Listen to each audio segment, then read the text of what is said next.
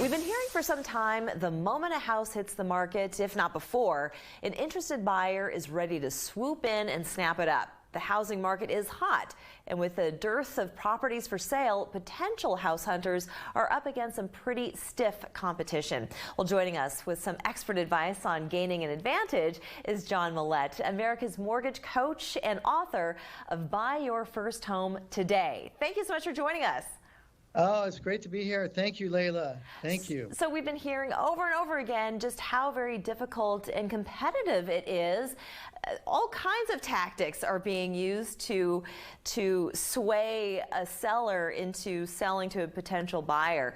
Can you kind of give us an overall picture of what the housing market is looking like from coast to coast? Yeah. I mean, our research indicates that the market's pretty hot right now. Prices are up by 12 to 15%.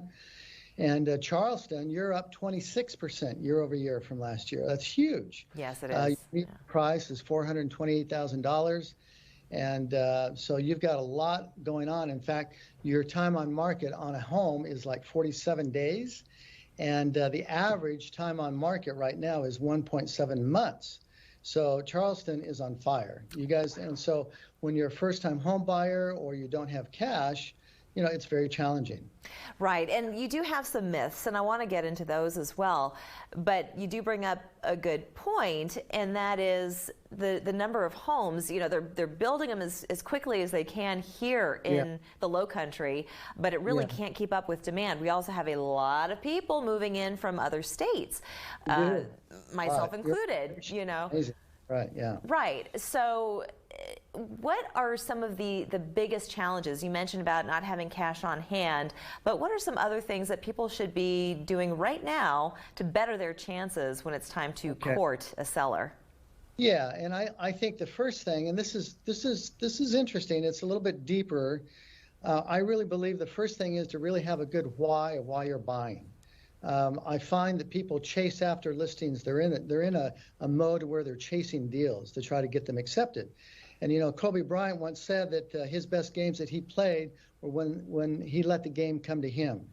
And so if you're centered and you're grounded in saying, why do I want to buy home? Like for me, home ownership is really important. I grew up in the projects. I grew up on welfare in teenage years. My mother died when I was 18 years old. And so for me, the idea of stability of a home is really, really, to me, I call it sacred. Not in a religious text, but sacred in the sense that it's a place where I can go. And so having that why and taking a step back and saying, okay, this is why I want to buy a home, and you stop chasing the deals, because when you chase them, you're going to end up with something that you really don't want. You talk about the hard and soft value of home ownership. So is that what you're discussing right now? Yeah. Exactly. That's right. You know, 50%, there's studies done that show that 50% less chance of divorce when you own a home. People do better, children do better in school. There's less asthma for children in homes that are owned. The median net worth of a homeowner right now is $5,000. The median net worth of a homeowner is $230,000. So it's a 46 times difference. Wow. So there's really home ownership is something that's really important. Well, now that we have competition on top of everything else, but there are some myths that prevent people from even trying. And I want you to maybe demystify some of the reasons why people are keeping themselves from trying at least to become a homeowner. But what are some of the other things that maybe they could be looking at now to then better their chances down the line? Yeah, well, I think the main thing is that they think that they got to have 20% down. There was a study done by Fannie Mae that said you got to have 20%, that most people, 45% of the respondents said we needed 20% down when you only need 3% down. So if you're looking at a home for $400,000 and you think that you've got to have 20% down, that's going to discourage me right away. I wouldn't even try. That's $80,000. But when it's 3%, I only need $12,000. There's always a way to come up with that. What about credit? Well, credit, people think that they got to have fantastic looking credit. That's just not true. You know, you can go FHA financing and you can have credit scores as low as, in some cases, 580, but you really want to be at about 620 or higher. The beautiful thing about credit, what is really cool about it, is you can always make it better.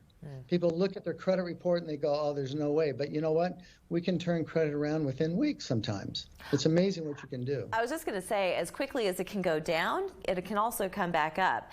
Going back to the down payment for just a second here, there is the option for people to use gifts, financial gifts, to put towards a down payment. There was a stipulation before that doesn't exist today. Exactly. Yeah, with FHA loans, you could always give a gift, but with conventional loans, you always had to have 5% of your own funds. Now the entire down payment can be gift funds on conventional financing, which is what most people use. You really want to use conventional if you can. And there are great programs out there. I have people call me, Layla, and they always start out with saying, I know I can't qualify. And within 20 minutes, they're qualified and they're in a home within 60 days. Wow. And there's 3 things that you can follow to get your offer accepted, that'll help you in a really hyper-competitive market as well. Okay. I want to hear what those are. Okay. So why don't we go ahead and do that after the break? So we're going to take a break right here. Don't go anywhere. We'll be right back.